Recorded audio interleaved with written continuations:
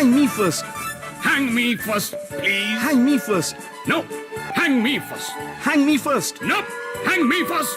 Hang me first. Hang me first. No, hang me first.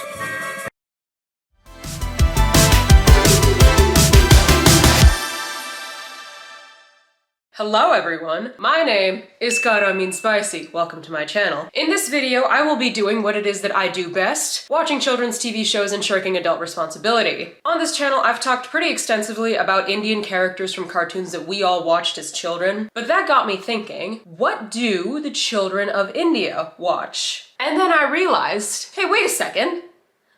I am a children of India. So here's a little bit of lore for you. Although I am an American, I have actually lived in India on 2 separate occasions as a child. Once when I was 5 and once from the age of 8 to 10. So I spent 3 of my formative years growing up in the motherland. So naturally that meant I watched a lot of TV there. I remember watching a lot of cartoons like Thomas the Tank Engine, Bob the Builder, Make Way for Naughty, Mr. Bean the animated series, classic, Kipper the dog, but those aren't Indian cartoons. They're Crumpet Muncher cartoons. So you mean to tell me that even Indian children don't get to see proper representation on their screens? What are they supposed to do? Go outside? Play? Make friends? I didn't do that. So I racked my brain trying to think of at least one Indian cartoon that I grew up watching, and then a familiar voice rang through my brain fog. Akbar and Birbal. Akbar and Birbal was a cartoon that followed the adventures of Emperor Akbar and his trusted and loyal advisor named Birbal. This cartoon is actually based on a series of folk tales that have been passed down through generations in India through the tradition of oral storytelling. And they're based on real people. In the 16th century of what is now known as modern-day India, Akbar became the 3rd emperor of the Mughal Empire. Do you care? Does anyone care how much of Akbar and Birbal is actually canon? All you need to know is that Emperor Akbar had a minister in his court named Birbal who was very smart and quick-witted and became his loyal confidant, his best friend, his right-hand arm man, his silly rabbit. I'm Mr. Sterling's right-hand arm man. I'm his confidant, his best friend, his silly rabbit. His what? His silly rabbit. His silly rabbit? Yes. Is that what he calls you? No. These centuries-old characters are so beloved that they've been turned into storybooks, comic strips, live-action TV shows, and yes, cartoons as well. I've been trying to figure out which version of this show I grew up watching because there's several iterations of Akbar and Birbal in cartoon form. My sister remembers this version of the show called Chota Birbal. I remember watching this version, but in all honesty, I hate this animation style, so we're not going to be watching that one. As luck would have it, the YouTube channel Mango Jr. has uploaded an alternative version of this cartoon for our viewing pleasure, so today we're going to be watching a few of those episodes together. The first episode we're going to be watching is called Birbal's Khichdi. Khichdi, if you don't know, is an Indian dish that is made of rice and lentils. I did have to Google that for this video. So the episode starts off with the Emperor Akbar taking a walk with his trusted minister Birbal when an old man approaches them and asks them for a favor. He says that he wants to marry his daughter off, but he needs to meet the dowry of 1,000 gold coins and asks the emperor for some financial aid. I'm a poor Brahmin. I need your help, Your Majesty. Please, give me an opportunity to earn that money for her marriage. Well, I shall give you an opportunity to earn 1,000 gold coins. Can you stand in the cold water of the lake, deep till your neck, the whole night? You will come out of the water only after the sunrise tomorrow. The man says he's willing to work for the money, that he's willing to do anything for the money. But what does Akbar ask him to do? Oh, you'll do anything, huh? How about you drown yourself? How about you freeze to death? He could have made him do anything, but he chose to give him a task that would most likely kill him. Birbal attempts to talk the old man out of it, but no. The old Brahmin is willing to take on the emperor's challenge and stays in the lake overnight. The man puts his life on the line, risks hypothermia, endures a thunderstorm, and runs the risk of getting cooked to death by lightning, all the while being taunted by asshole guards who make it a point to show how nice and warm it is to not be balls deep in a lake right now. So the old Brahmin perseveres and makes it through the night. I cannot believe my eyes. You have done the impossible. See, he's actually shocked that the Brahmin survived, which means that Akbar expected him to die. And when he didn't, the Brahmin explains how he survived. But tell me first, how did you survive? Tell me the truth. I just kept looking at the lights of your palace, Your Majesty. I see. That means you got all the warmth you needed from the lights of my palace and survived the night very comfortably. In that case, you do not deserve any reward.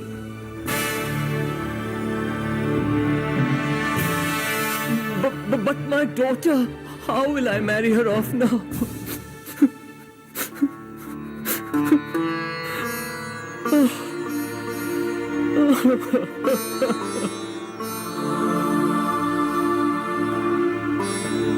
You know, I didn't want to mention this at the beginning of the video because I didn't want to instantly kill the vibe, but this plot is extremely heavy for a children's show. First, you have the concept of dowry, which I don't think they ever actually said the word, but I mean, paying a groom 1,000 gold coins so that he'll marry your daughter, that is dowry. Dowry has been made illegal in modern day India, both asking for it and receiving it, but to my knowledge, it still happens quite often. And then you have this old man who doesn't even have a name, but is being referred to only by his caste. And he's coerced into doing this task that will most likely get him killed. But hey, anything for dowry, right? This is where the quick-witted Birbal decides that he must step in to save the day. The next day, Birbal approaches Akbar and invites him over to eat his special Khichdi. Emperor Big and Greedy, who has clearly never turned down a meal in his life, naturally accepts. Him and his whole court go to Birbal's house for some Khichdi, but Birbal keeps them waiting for hours. When Akbar and company angrily confront Birbal and ask him what's the holdup, Birbal shows them how he plans on cooking his famed Khichdi.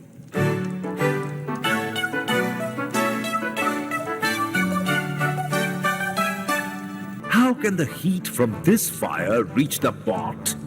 It can, Your Majesty, if that Brahmin, standing in the cold water of the lake, could get all the warmth he needed to survive from the small torches of the palace, burning at a distance of about 100 yards. Then why can't this pot get the heat from this big fire, burning just a few feet below?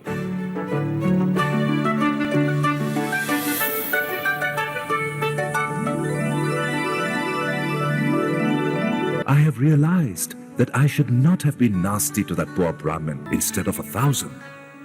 I promised to pay the Brahmin 2,000 gold coins. So the emperor learned his lesson. He learned what it means to suffer by having his lunch a little later than usual. According to Mango Jr., the moral of this story is to never judge a person without seeing or knowing him. But if you ask me, I think the moral of this story was eat the rich. The next episode we are going to watch is called Milk of an Ox. The episode starts off with Emperor Akbar being bored without his BFF Birbal at his side. All of Akbar's advisors are upset that Birbal gets preferential treatment despite always being late to work. So in order to humble Birbal, one advisor suggests that the Emperor asks Birbal to complete an impossible task. If Birbal is so intelligent, Your Majesty, let him bring the milk of an ox and prove his intelligence. Milk of an ox. I think it's a very good opportunity to tease him for coming late and make him realize that an emperor treats everyone equally. Long live the Emperor. No task in this world is impossible, Your Majesty. Can you bring me the milk of an ox? Milk of an ox? Yes. Now, I can say this safely because I know all you guys are freaks just like me and are probably thinking the same thing as I am. It is possible to milk an ox. It's just, you won't get milk at the end of it. I'm a good Christian woman, honey. I have nothing to say to that. You can literally see it on his face. He's thinking, this man wants me to JO an ox. He's out of his fucking mind! Now, he must either complete this impossible task or risk losing his job. Birbal then talks it out with his daughter and devises a plan.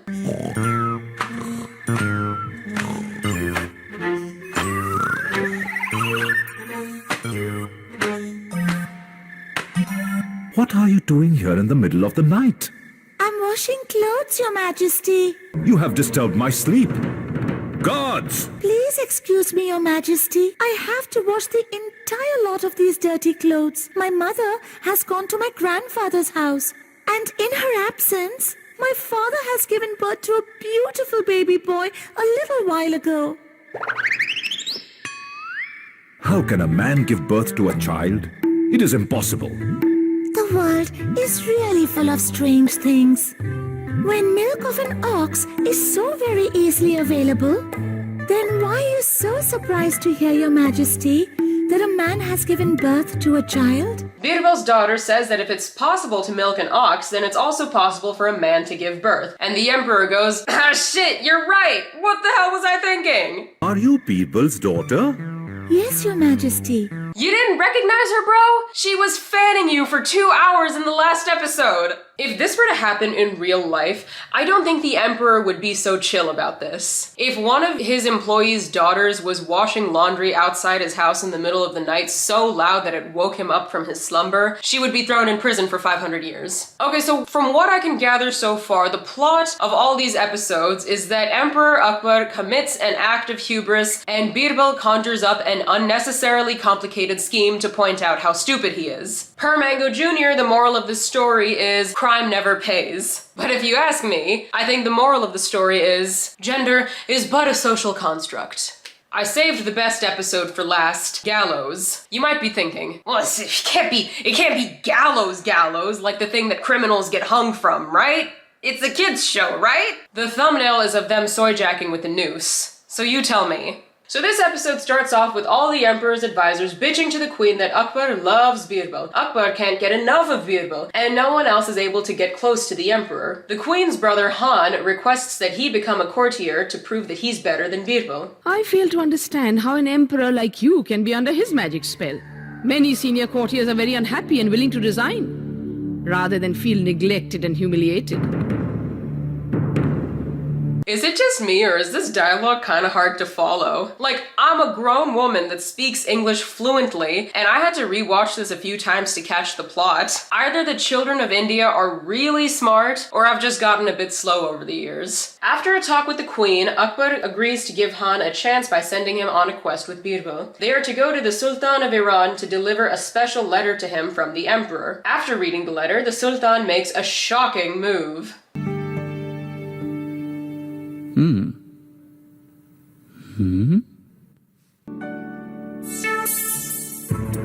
Arrest these two persons, immediately. Arrest? I'm sorry, Birbal. According to your Emperor's letter, I must hang you both on a full moon night.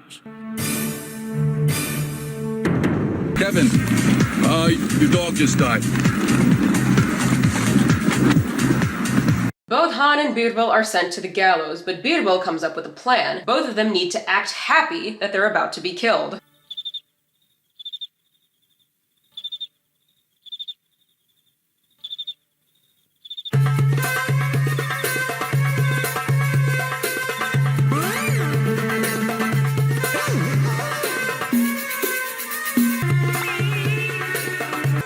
They're about to be hanged, and they're laughing and dancing like fools?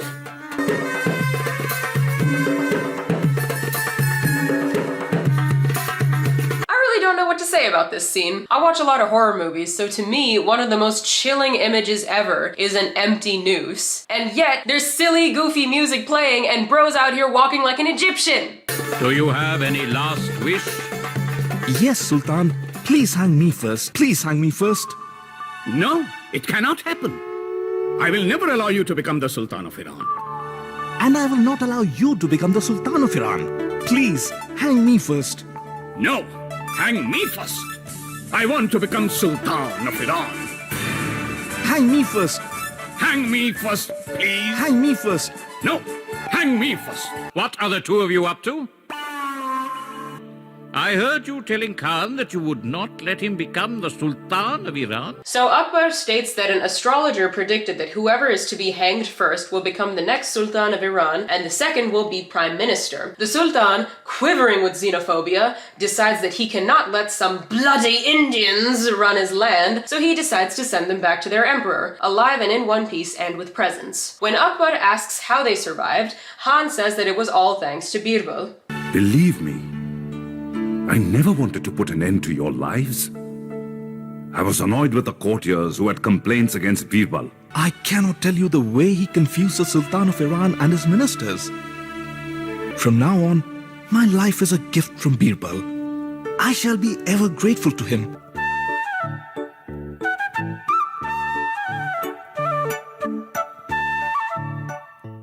Wait. You can't just kiss and make up. You are glossing over some very important facts, Emperor. You sent your favorite advisor and your brother-in-law to a foreign land with a letter requesting that they be put to death, and your expectation was that the advisor might be charming enough to talk his way out of being lynched? What would have happened if it didn't work and you got 2 severed heads in the mail the next week? Interestingly enough, this episode does not have a moral to the story, so I'm gonna make one up. Here's Gara's life lessons, trademarked. When you are put in a difficult situation, threaten to kill yourself. Works every time. So, according to Wikipedia, the real-life Birbal was killed in battle by a group of people known as the Yusufzai Afghans. I would not put it past the creators of the show to make an episode where Birbal fucking dies. You know damn well that somewhere out there's a lost episode of Akbar and Birbal entitled Birbal Gets Smoked. And then the Mango Jr. YouTube channel will list the moral of the story as, do unto others as you would have done unto yourself.